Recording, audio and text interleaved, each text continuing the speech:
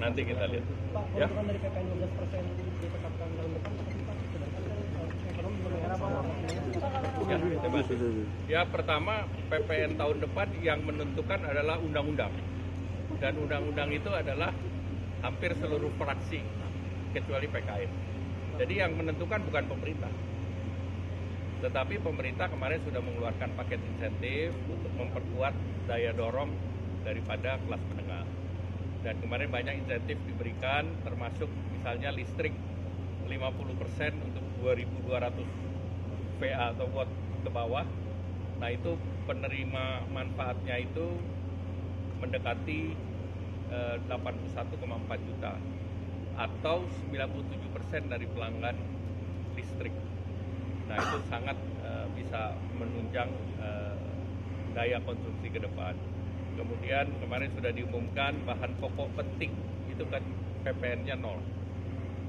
Bahkan untuk komoditas yang banyak dipakai oleh UMKM dan masyarakat seperti tepung terigu, kemudian juga gula pasir, dan juga minyak kita yang dulunya minyak goreng, itu kan sekarang sudah jalan dengan PPN 11%. Nah dia tidak naik, 1%-nya pemerintah yang tanggung.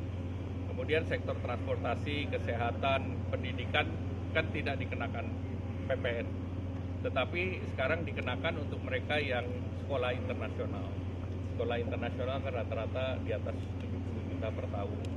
Kemudian juga untuk treatment di rumah sakit yang bayar sendiri dan relatif biayanya tinggi. Nah itu semua dikenakan.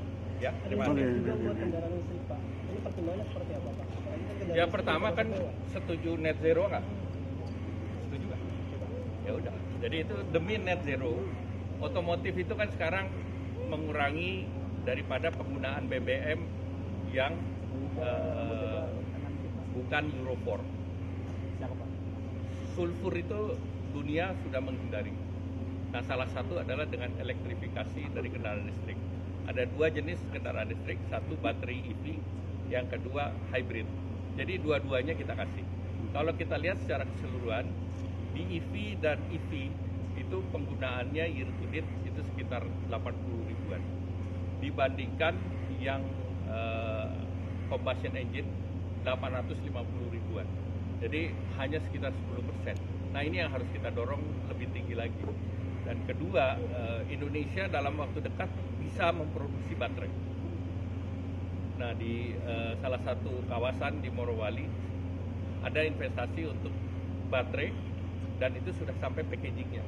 Nah kalau itu kita bisa lakukan, itu TKDN 60% kita bisa capai. Jadi itu yang dijadikan target oleh pemerintah untuk mendorong menaikkan TKDN dan mendorong agar kendaraan elektrik ini diminati. Karena kalau yang namanya hybrid itu tanpa infrastruktur pun bisa jalan. Nah kita juga akan minta kepada PLN yang mempersiapkan charging station itu untuk di setiap rest area itu harus disiapkan charging station. Ya, Pak, tapi kan berlakukan untuk yang impor.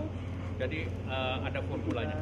Apa tuh Pak? Ada yang Gimana tuh? misalnya yang bus, truk atau yang lain itu TKDN 40%, itu 10%. Kalau yang TKDN-nya lebih rendah 5%. Ya. Oke, Pak.